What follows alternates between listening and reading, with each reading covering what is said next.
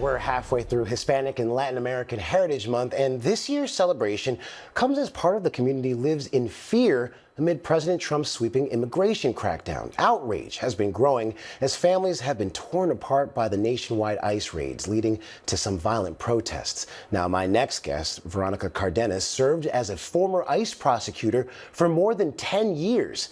Now, as the daughter of two South American immigrants, her father came legally from Peru, while her mother illegally crossed the border from Colombia. She now no longer works for ICE, but instead founded her organization, Humanigration, one that empowers non-citizens and the attorneys who advocate for them through education and support. And she joins me now here on set for more. Veronica, thank you so much for joining me here now. I want to start by asking this. You're a former assistant chief prosecutor for ICE. What is your reaction to what we've been seeing on the streets throughout America right now? Is this the way the agency was supposed to work? This is not the way the agency is supposed to work. And when I started in 2010 under the Obama administration, there was measured discretion. It was not children, criminals. It was felons, not families. And being in that type of environment where there was discretion to go after the bad guys and not to enforce immigration laws with the full force against children, against families, against people who are showing up to their courts trying to do the right things. The way that this administration has turned immigration on its head has been very devastating, very confusing, and it really has taken a toll. And, you know, we heard the Trump administration say that they're going to go after the worst of the worst, but we're seeing American citizens be detained right now. How is this happening? Right, and that is the storyline that they keep feeding. And until Americans understand and realize that this is not true, right? Like, we know the truth. We do know the truth. If we stop and listen and see what's going on, we can see right through this rhetoric. And there came a time at some point where I also had this turning point, because I do believe we are a nation of laws. But we are a nation of laws, and there is innocent until proven guilty. Due process is important. And when we ignore our own laws to justify inhumane treatment of others, that is when we fall apart, like we're seeing now.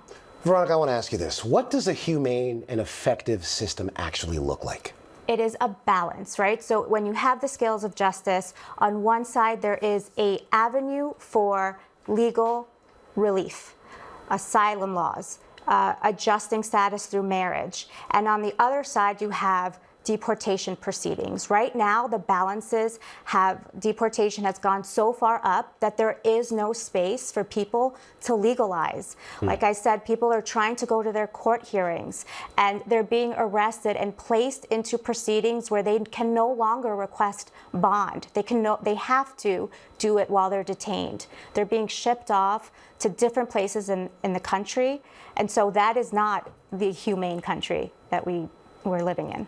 Okay, so after spending 10 years working for ICE as a prosecutor, what made you decide to pivot and start Humanigration? So it came in during the shutdown in December of 2018, where there was this argument about the border wall, who was going to pay for it. I was furloughed, and I remember sitting in the car with my two young children and listening to the news about another 7-year-old child dying in Customs and Border Protection custody. And what hit me the hardest about that case was that her death was preventable. Her father had asked for help, and it wasn't given at the time. That was when I realized that I was allowing this country and the immigration laws to take something from me. Because when we can no longer see a child for a vulnerable, someone who needs help, we're creating like a distance from the humanity that we have in ourselves. That was the moment where I said, we need to put human back into immigration. Now, as this Hispanic and Latin American Heritage Month comes to an end, what message do you hope people take away about the immigrant experience in America? I hope that this should be a time where we're celebrating Hispanic Heritage Month. A lot of the celebrations have been canceled, and so it's forcing us to come to a month of reflection, right? And I sat in a federal court hearing the other day.